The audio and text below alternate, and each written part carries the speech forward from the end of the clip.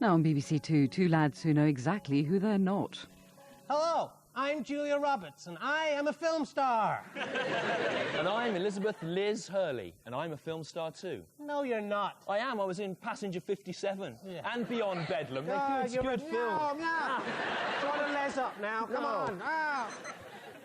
Wake up! Get out of bed. Put on your clothes. Another day is dawning. Turn on your TV. Time to watch This Morning with Richard and Judy. For better, not worse. It's live, not rehearsed. Made for no money, not for anybody. Welcome your hosts. They hope Richards do. They have no idea, so let's see how they do on This Morning with Richard and Judy.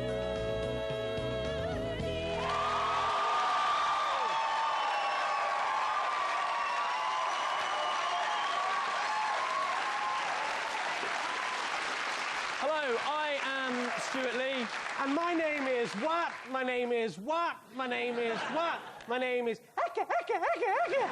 Can't be bothered with that. And coming up later in the show. At 12:25, we'll be looking at another of Channel 5's original pieces of programming, One Man and His Dog, where the one man is H from Steps and his dog is a very hungry Rottweiler. And at 12:30, me and Rich will be looking forward to a nightmare vision of our own horrible future by watching the new BBC One Hale and Pace series.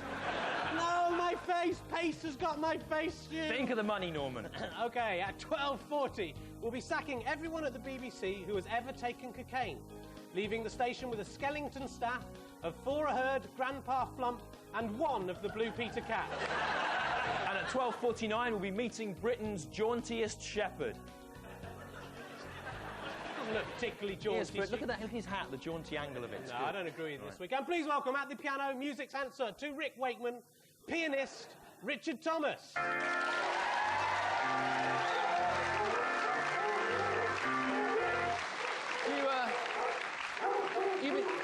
You've been washing in gravy again, Richard, have you? Yeah. You never wash in gravy. Don't do that. Bad pianist. I said pianist. So did I.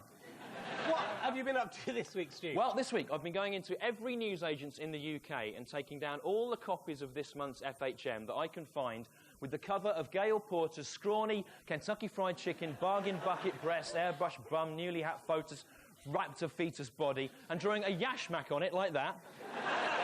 And then putting them back on the shelf. Put your clothes on, Gail. Spare yourself a shred of dignity and spare the nation in turn the sick-making sight of your wrinkly walnut bum. You look like a tiny naked child. There's something very strange about it, and I don't want to see it at the shops first thing in the morning. What were you thinking of? Get dressed, wear a yashmak, and then let's see if you still get offered the live and kicking job.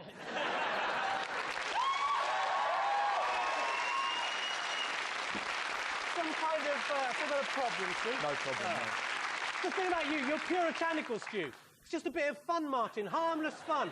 You're a Puritan. I am not a Puritan, Rich, at all. If anything, I'm jaunty. You're talking, oh, look at you, you've got a puritanical hat, a Bible and everything. I'm not a Puritan. I just like the Puritan look, Rich. You know, it doesn't mean I'm a Puritan. It's like Lily Savage, right? He dresses up in women's clothes. That doesn't mean he's a woman, does it? What? Lily Savage isn't a woman? No, he's not, no. Oh, it's just that... What? Nothing, leave it, all right? Nothing, OK? Anyway, what have you been up to this week, Nothing, I said, just forget it. Nothing happened, all right? It didn't happen.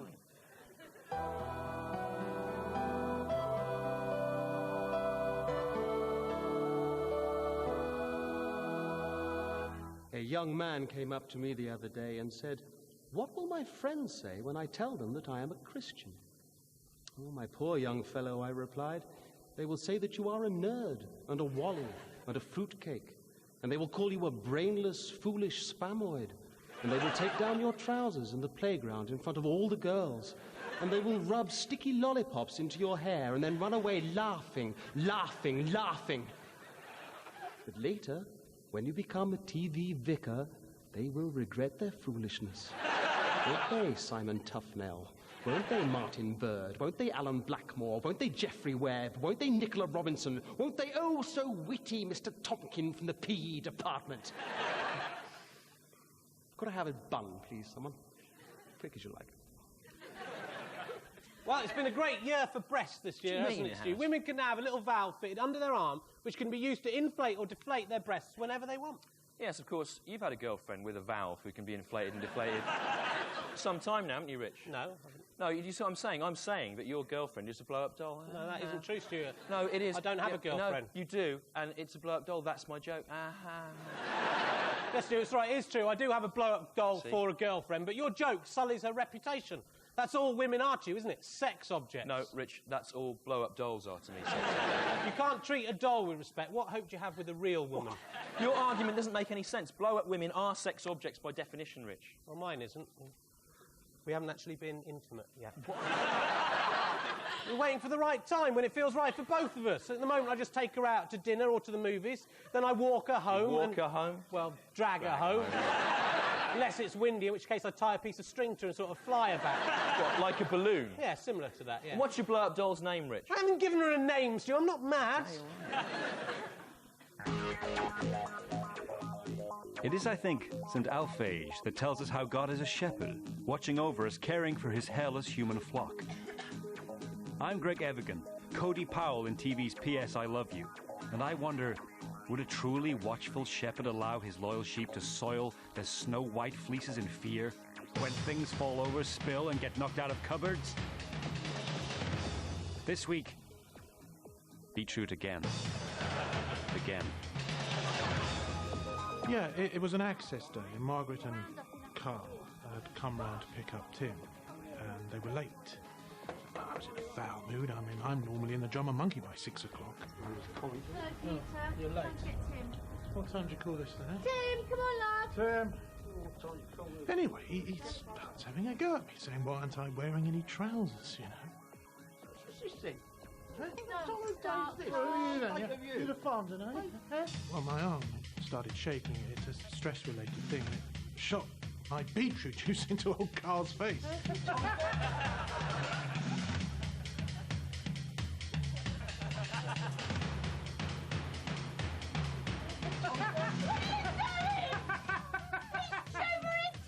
Anyway, the next thing, he's at me like a vermin. Poor old Tim, he has to stand there and watch this teddy boy set upon his own father. Do you know, he saw him, Carl Collingwood, licking baked beans off of Margaret's face. It's not on. In my house, which I paid for, it's damn bloody well not on. A child doesn't know what to make of something like that. Next time!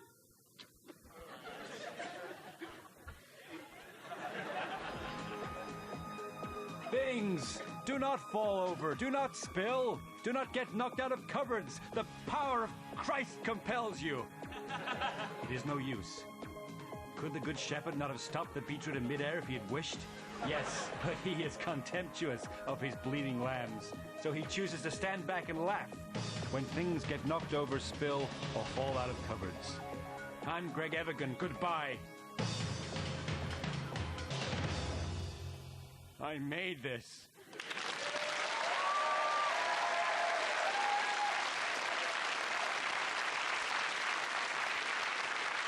What are you doing, Stuart? What am I doing, Rich? I'm drawing yashmaks, right, on pictures of female children's TV presenters in their bras and pants. Stu, you've made your point now. You can stop. No, I can't. It's become compulsive because I've realised that religious fundamentalists' desire to conceal and hide the female form, prevent impure thoughts, in fact, only makes it more sexually alluring. They know what they're up to, those popes and rabbis, Rich. In fact, I've decided to launch my own new adult magazine. There it is. What do you think of that? Fully Clothed Women Monthly. That's right. Incorporating religious fundamentalist babes digest. That's right, with 60 pages of fully dressed women, many of them wearing far more clothes than are strictly necessary, especially in hot countries. No one's going to buy this, Stu. Mind you, there's some good articles in it. There's one about Leslie Phillips. And cars, yeah. And now the aims for this week. Aim 1 is to try and ease the strain of full-time partying that has driven tragic it girl Tara Palmer-Tompkinson to collapse by getting a really stressful job in a mine or a factory or just getting her a job. Aim 2 is to send Sean Connery to raise funds for the SNP in any country he can do the accent of. So, just Scotland then. Mainly right, Scotland. Okay. Aim 3 is to present a solid bronze award to everyone who worked on Channel 4's 11 o'clock show with the phrase, "Yeah, but Ali G was good though."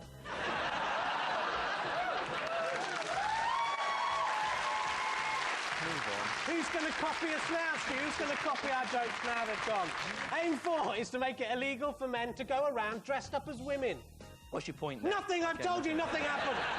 And aim 5 is to make it law that Gail Porter must never be naked anywhere ever again, even in the bath, and must always be wearing at least a minimum of 10 cardigans.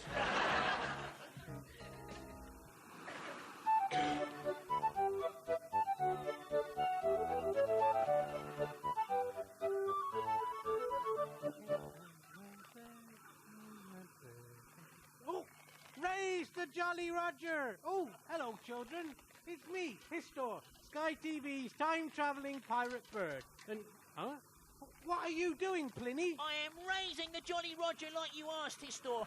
You said raise the Jolly Roger, and I've raised this picture of Roger Moore, who you see is looking jolly. You understand? No, that is just pathetic. Pathetic. I'm not even going to call you chance. Oh, sue yourself. What's the news, Histor? Well, you may have seen on the grown-up news The grown-up news.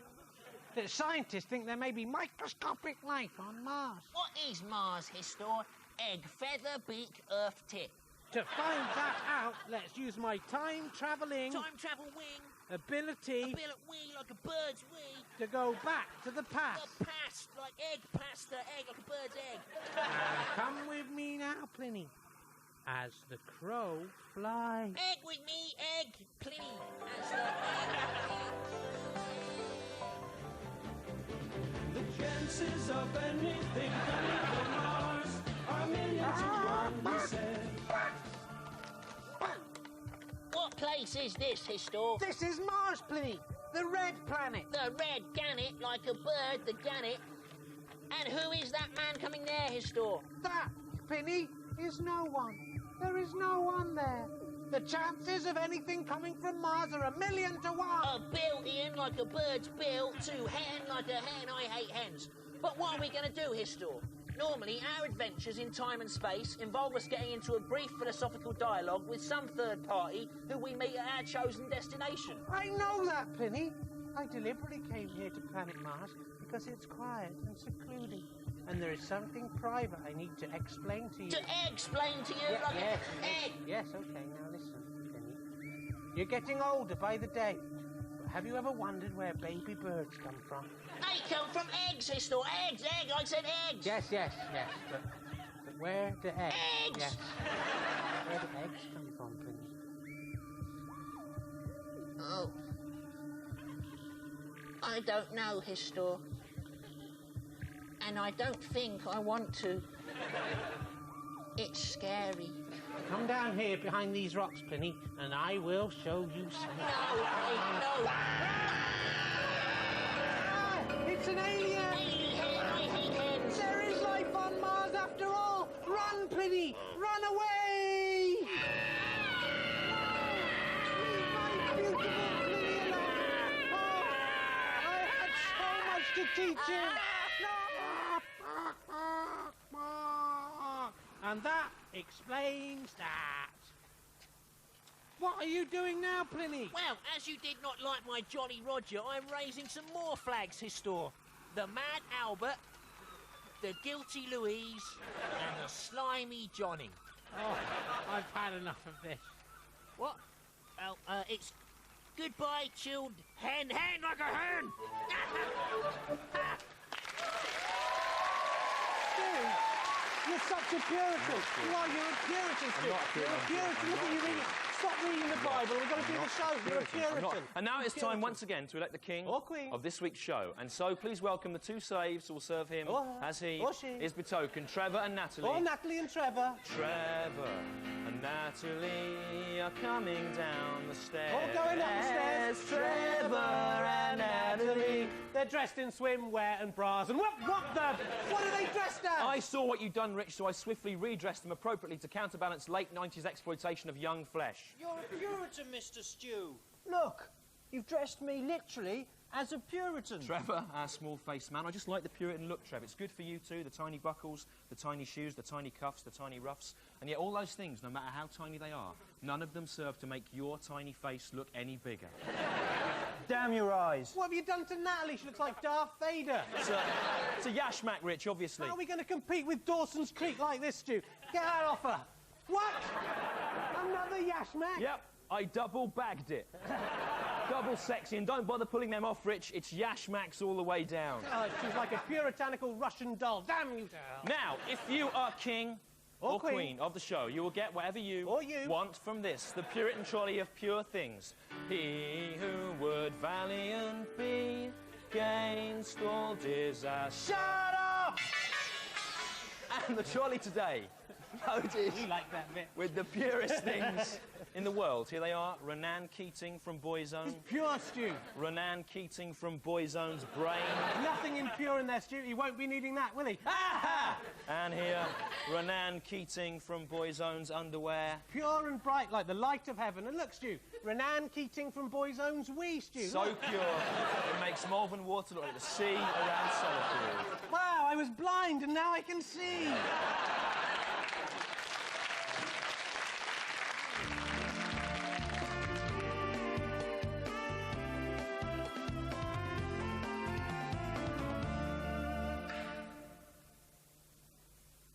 Oh, hi. You just caught me enjoying a yoghurt. Or is it a mousse? Well, actually, it's both. It's mousse yoghurt. It's not available in the shops yet, but it will be, just as soon as I can find me another mousse. Poor Moe. Now, a lot of people have been writing in saying they're bored of drinking milk out of glasses or bottles, or even direct from the animal itself. And do I have any more interesting suggestions? Well, you can bet your life I do, as you'll find out this week. With shrew milk.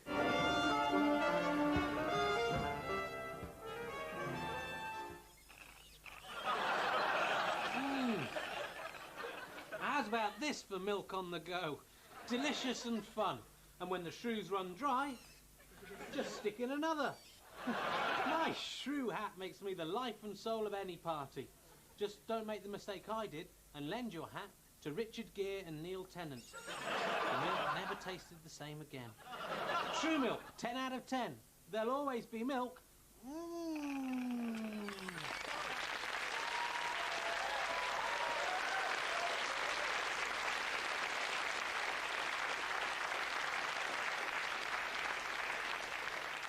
Now, we asked our audience here today for reasons why they should be king of the show. And here are the three ordinary people whose jaunty pleas most impressed us. Right, thank you. And what's your name? It's Kate. Kate Denson, age 25. And you said you should be king of the show because you can do a really smart impression of Darth Vader with an empty glass. That's right. Show us then, go on. Don't milk it. Quick. Never underestimate the power of the dark side of the Force. That's what Darth Vader would look like if he had a glass. Richard Felber, age 31. Why should you be king of the show? Because I've got a bicycle horn. Because I've got a bicycle horn. That's what he said. Let's see this and prove it. No. There's no need to blow it. We believed you. And what's your name? I'm Gabby. Put the thing up, Stu, so she can speak into it. It's Gabby, and you say you should be king of the show because you can do something freaky with your elbows. What is that thing? Let's see it. Turn around. Oh, he's turning around. Oh, enough. You're sick. Now, the studio audience will democratically choose their monarch with the aid of this, our puritanical Puritanometer. So, here you go. So if you like number one, who can't do an impression of Darth Vader, applaud now. And the Puritanometer going into the 50s there. If you... Yeah, all right, that's enough. She wasn't that good. If you like number two, who has a bicycle horn, there it is. Applaud now. Going way up into the 50s and 60s there, into the 70s. And if you like number three there, Gabby, who can do that thing with her elbows, applaud now. Queen Gabby, you're the winner. Crown the queen, take the balls away. Crown the king.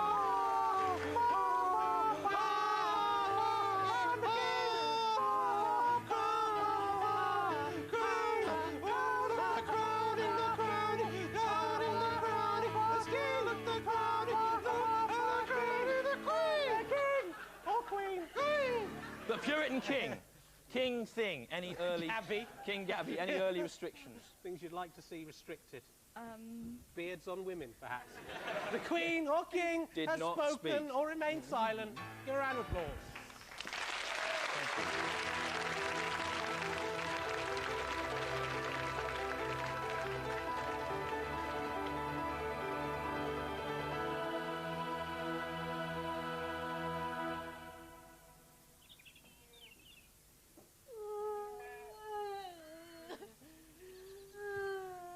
Fear not, Martha.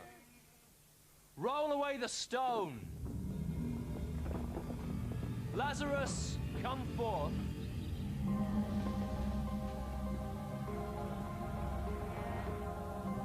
Unwrap him now.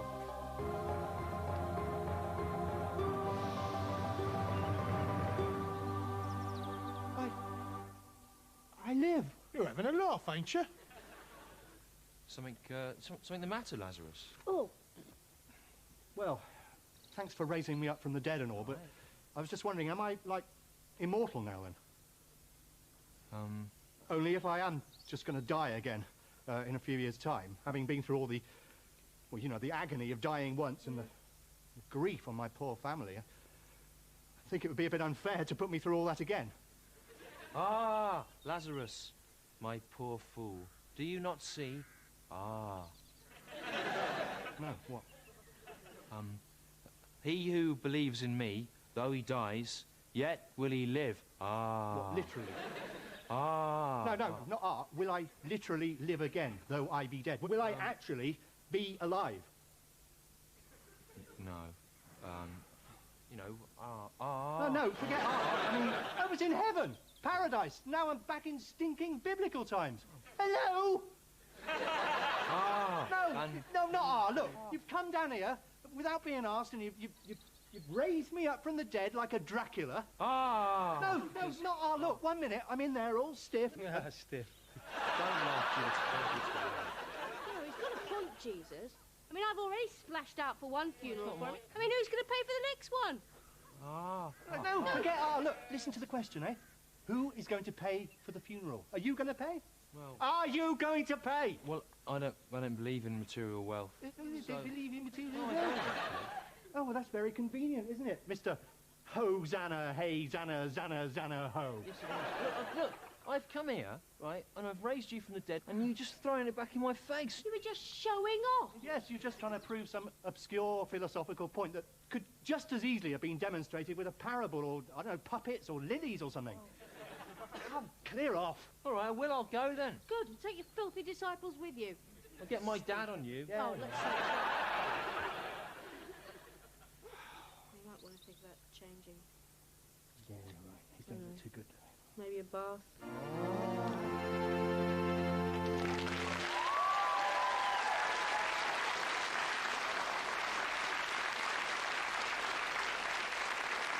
Right, what's that? What's that? What are you eating? What are you eating? It's there? sherbet, Stu. Sherbet? Everyone at the BBC is always eating it. All right. They leave trails of it lying around everywhere, on the dressing room tables, on top of toilets. Some of them have so much sherbet they finish their licorice before the sherbet and have to suck it up what's left through rolled up banknotes, Yeah, Stu. I don't think you should eat it in those quantities, Rich. It will make you mad and ill. It will. Believe me, Stu, I've never felt better in my life.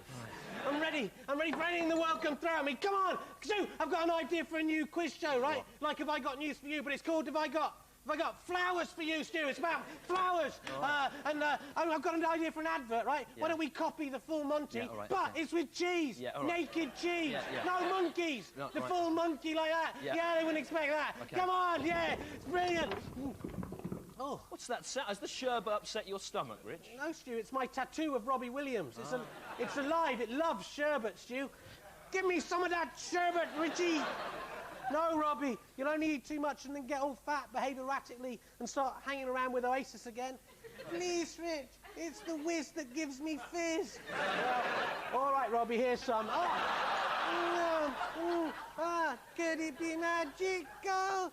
Look, Stu, look at Robbie. He's fat, he's thin. Yeah. He's fat, he's thin. That's like in real He's life. fat, Ladies and gentlemen, he's the thin. speaking Robbie He's Williams fat, he's tattoo. thin. I love it. The speaking.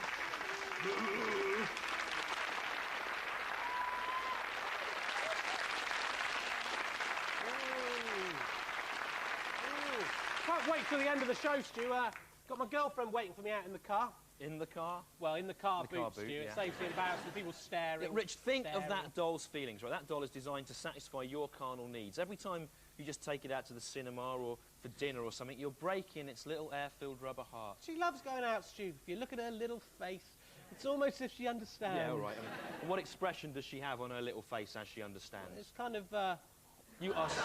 You're sick. You are sick. Well, you're a Puritan. I am. Puritan. Saying it in a staccato fashion doesn't make it any more true. You're a Puritan. Saying it in a high voice doesn't make it any more true. Puritan. Ladies and gentlemen, time to welcome once more the latest addition to our grotesque mockery of the nuclear family. It's the curious alien. Puritan.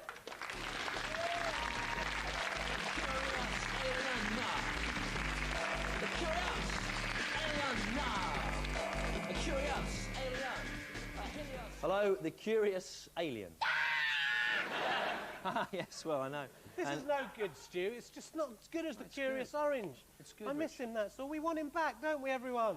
No, this is really good, honestly. It isn't. It is. It isn't. You can't understand a word it's saying, Stu. You can, Rich. You just have to listen like Matthew Corbett with s2e. That's what it's like. OK, go on, the curious alien. Tell us, what have you been curious about this week? Yep. This week, Mr. Stew. Yeah. Yeah. I'm very curious about this little conundrum. He's curious about the extent to which his appearance infringes the copyright owned on the H.R. Geiger design of Aliens. Isn't that what's curious, isn't it, from the Alien And film? what's the answer, Stu? Oh, the answer is it doesn't, as you've been very carefully designed by Colin Mapson to be ever so slightly different to the other alien. I know it hardly seems any different, but I'm advised it would stand up in a court of entertainment law. Because, you know, curious alien, there isn't another creature like you in the world, you know? Nothing like you in the whole universe. Yes, curious alien, there's only you. Yep.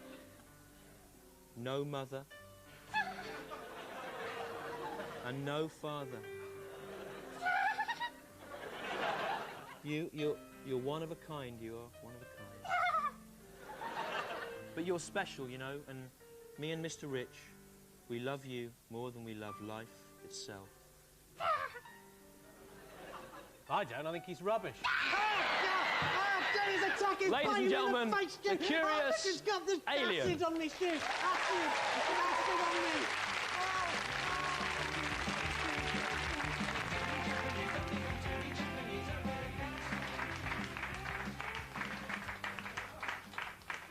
Ladies and gentlemen, Charles and myself... Well, good evening, ladies and gentlemen. ...shall now perform for you a medley of hits of the 70s. Take it away, Ian. Well, basically, our act was we'd come on stage and we'd sing punk rock songs of the day in a sort of Noel Coward way. That was basically it, really. Oh, I am an anarchist. I am an antichrist. I know what I want, but I know how to get it. I want to destroy passers-by. I want to burn. Anarchy. That's jazz. I can't say that I personally look back on that period with any particular pride. Well, I thought it was quite good. It was quite good, but it wasn't particularly sophisticated. Yes, I know, but I think you began to ignore the entire kind of political agenda behind it. I was perfectly aware of the agenda, Ian. It was simply an agenda that I didn't particularly agree with. At the end of the day, they were I just... think that actually the audience began to realise that towards the end. The audience yes. began to realise that they were just silly songs and that we were having a laugh. And yes, it provided some entertainment, and that was it. It wasn't high art. The revolution will begin Friday at tea time. Come dressed for rioting. Good night. No more heroes anymore. No more heroes anymore. No more heroes anymore. No more heroes. There's a kind of degree of avant-gardism, if you'd like, that I think was just not replicated since or before. Avant-gardism? Well, of course. Doing punk rock songs in an old coward way. It wasn't just that. I thought that we were being ironic. We were actually taking the avant-garde and we were actually doing something sophisticated and witty with it, supposedly, which in itself is a nice idea, and yes, it was entertaining. Anyway, it finished, and you've had 15 years of rep, and I hope you enjoyed them. Not a single one.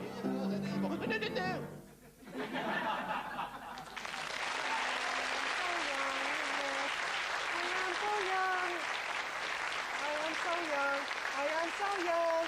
Yeah, not so young. Rich, you're at your shrine to the cause again, aren't you? My gosh, I do. When would you ever learn? Have you been messing around in my cause shrine, Stu? No. You have, Stu. Someone's put yash marks all over the course. I didn't do it. I didn't do it. You did. It's been ruined. You've ruined Your my shrine was ruined anyway, Rich. You've been scribbling all over the bloke from the cause. Some man caused you, call him by his all right, name. all right. Actually, I'm taking my inflatable girlfriend to see the cause this week, Stu. Oh, yeah? Their Celtoid fusion of soft rock and trip-hop beats would probably appeal to someone whose head is full of air. Very rude. I'm hoping Andrea Core will see me in the audience with the inflatable doll and be filled with jealousy and agree to go out with me. Yeah, women are always very attracted to short, ugly men who drag blow-up dolls with them everywhere they go. Work for Mick Hucknall, Stu. What does that mean? None of those things apply to Mick Hucknall. They lost, Stu. Well, that's all that matters. Doesn't make any sense. That's what I'm here for. That's what I crave. That Doesn't laughter, make any Stu. sense. Feed me. Doesn't make any sense. Feed me, please, or I'll die.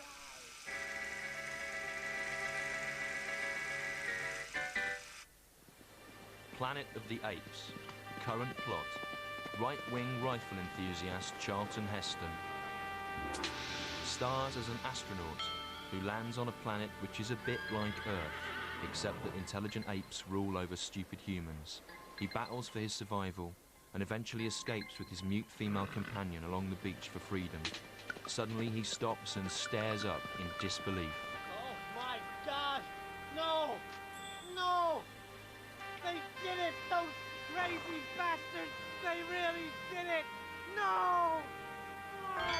The Statue of Liberty is buried in the sand. Heston realizes the planet was Earth all along.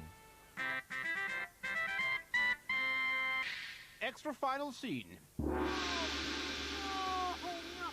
Heston pulls himself together and says, I suppose it's probably just a coincidence. I mean, I was quite happy to accept this alien planet had evolved exactly the same creatures and plants as on Earth, and that those bloody baboons talked English. So why shouldn't they have built a similar statue? and so he rides on.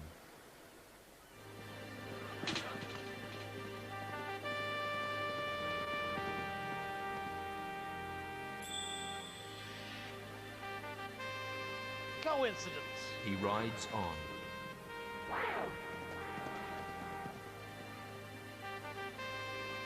Serendipity. He rides on.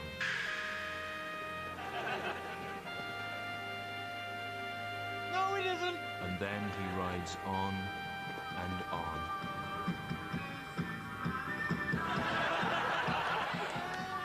And it is his refusal to accept incontrovertible evidence that later lands Heston the job of spokesman of the American National Rifle Association.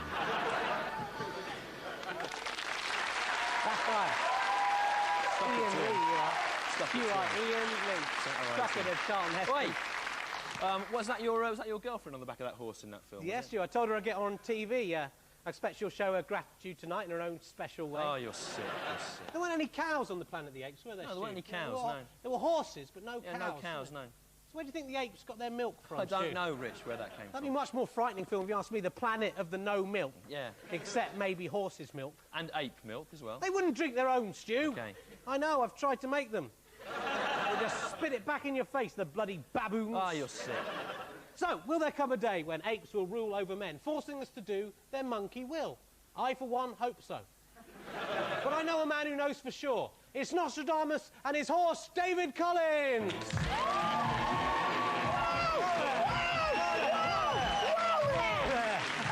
Hello there, Nostradamus. Hello, Rich. Whoa, He's flighty today, isn't he? Oh, he's very flighty. He must have been spooked. Oh, I don't know. First, let's look at your three predictions from last week. Remember, two of these correct means you will win this top-of-the-range garden barbecue. Oh, I do hope I win it this week. I got some lovely chops in my freezer. All right then, Nostradamus. Come on, here's your mark. Now look at the board. Now, Nostradamus, last week you said that EastEnders would be BBC One's most watched programme. The news said... Correct! What a great start It happens every week. It happens at... Stu, why are you so sceptical about Nostradamus' ability? Because you make it easy for him, because you obviously fancy him. That is why. Don't be stupid, Stu. Nostradamus is a man. Yes, I am a man. And the Holy Bible tells us that our love between us would be wrong. How can something that feels so right be wrong? No, it can't be!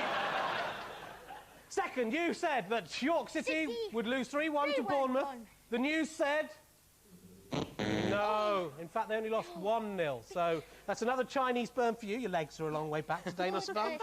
It's almost as if they're not real, isn't it? There you go. Oh, and it's so serious, I'm going to have to give you a wedgie as well. Here. Oh, my pants are cutting into my undercarriage! But I like it! Father Rich, hurt me! Oh, I'm a bad mister! Stop that now! You're a Puritan, I am not, I you. just like the clothes. Right, you need to get this one right to win the barbecue, OK? Yeah. Thirdly, you said that you, Nostradamus, would once again fail to win the barbecue. Then you said... Yes, you were right. You failed to win the barbecue, which means 2 out of 3 correct. You've won the barbecue! Which means prediction 3's wrong, so you failed to win the barbecue.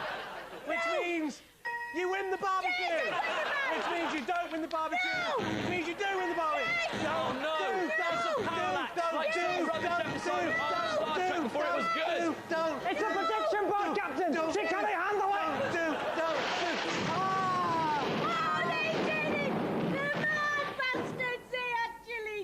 Looks like you're right then. You didn't win the barbecue. Ha ha! Well, can I have the fence as a consolation? The fence is not on offer. All right, never mind, Nostradamus. There's always next week. What are your predictions for next week? Prediction number 1. Reef will play the Royal Albert Hall on Tuesday. Show starts 7 p.m. It's not a prediction. That's just something you've read in a listings magazine, isn't it? Prediction number 2.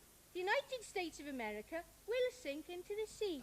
And prediction number 3. Richard Herring and myself should share a lingering kiss and then go back to my place for sausage for my loving you barbecue.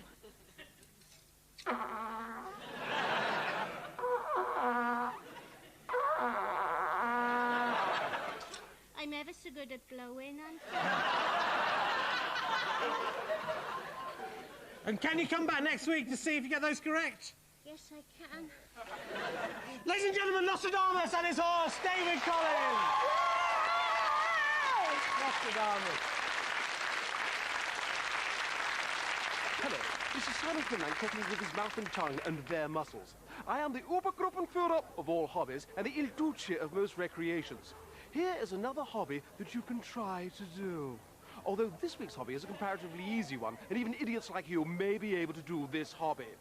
What you will need for this hobby: some legs, a guide to the hostelries of Britain, a flask of weak lemon drink, and a public house! This hobby is a good hobby if you enjoy using pub lavatories without having to pay anything for the privilege. This hobby is called the Using Pub Lavatories Without Having to Pay Anything for the Privilege hobby. What you will need to do for this week's hobby: first, drink your weak lemon drink. Drink it for free whilst laughing at the idiots inside who are drinking their drinks which they paid money for. Look at you idiots! Look at you! Look at you! Why didn't you bring your own drinks? Answer me! When you have finished your weak lemon drink,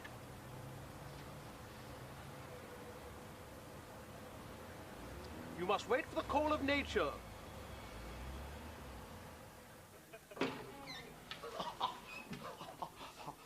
I can now feel the pressure of the weak lemon drink in my bladder pressing against my urethra. It is now time to use the pub lavatory. However, you must go stealthily, my hobby acolytes, for if the pub landlord catches you using his lavatory without paying anything for the privilege, he may well eject you from his pub. I have sneaked into the pub lavatory without paying anything at all for the privilege. Now all I have to do is excrete my weak lemon drink, and then I can cross off the Swan pub for my guide to the hostelries of Britain. Excuse me, sir. Have you purchased a drink, Mr. Stevenson? Yes, I want some weak lemon drink. No, not from my bar, you didn't, Quinlan. Get out of it, come on. But you don't understand, I have to excrete my weak lemon drink. This is my hobby. Money, you rubbish! Your bar! Now! You get out! Get out, Quinlan! Nonsense. This hobby is a good hobby, as long as you don't get caught by the bullet-headed bully landlord. I need to go. Goodbye.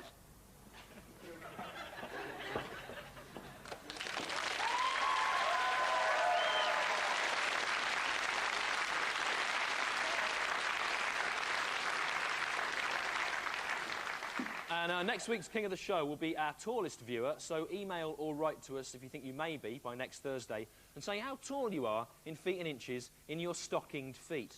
And remember, yeah, we don't get many viewers, so you may not need to be that tall to win. Stop eating that sherbet. That's Stop it, Stu, that's it, I've finished. That's my last sherbet I'm ever going to have. That's it, no more. Not today, not this week, not never. OK, right, good. Now, in the news this week, you may have... Stu, Yeah? You haven't got any sherbet, have you? No, you just... It's just I've eaten all mine. I just need a little bit more just to get me through to the end of the show, like, Well, you know, I can't believe this. You were just saying a minute ago you weren't going to have any more sherbet ever. So I changed my mind! A man's allowed to change his mind, All right. is he? OK, well, you know... Oh, for God's sake, you're such a Puritan. I am You're not puritanical, a you are. puritanical. Come on, Stu, please. I only want a little bit. No. I hate you! We've always been friends, Stu, come on. I loved you in that Lazarus sketch earlier when you went, oh, that was brilliant. You know, in the letters, when you go, no, yeah, I think you're brilliant, Stu. You're fantastic. So, can I have some sherbet? I haven't got any sherbet. Oh, well, screw you! Right. Screw you and your hat! I don't care about you. I've got other friends, you know, like that bloke there, Ian Pitchshifter. He's my friend. Give me some sherbet. Go on, I know you've got And now some. this. Look at your Now this. beard, you must have some. Look at this. Look at that, you've definitely got...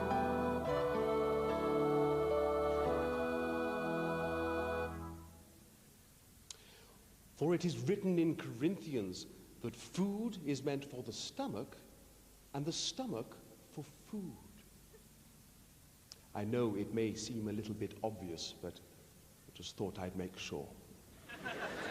You know what some people are like. Just got your girlfriend here, What's Richard. that, my girl? Who dressed her up like this? I did. She was lewd. Stu, actually, Stu, looking at her in this yashmak, Yeah. I can see what you mean about them being sexy. Yeah, it's Yeah, good, I think isn't it? tonight could be the night with a bit... Oh, no! It's the curious alien, Stu! If he were to bite her... No! Oh, she bursted, Stu! Yeah. Oh, look, she's going... That's the end of the show. If you want to write to us, addresses later. Thank you. Goodbye. Goodbye. Mr. Grimsdale! Whoa! Whoa! Whoa! No, my lovely girlfriend! Come back! I love you so! Oi. No, Oh. please! No! No! No! No, please! Come on! Oh, no! Oh, no! Oh. Curse you, God, for making me this way! Why? Why?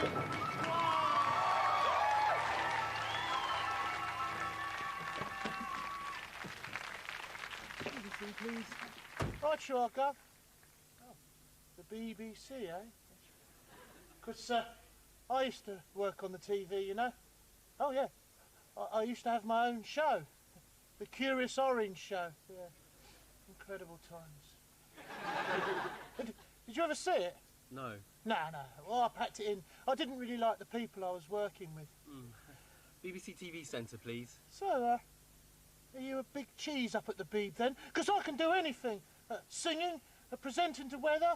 Yeah, I mean, I've got a few things at the moment, but you know, I'm sure I can get round it. I'm in a bit of a hurry, so if we could just... I mean, I'm just filling in for my brother, you know, the minicab.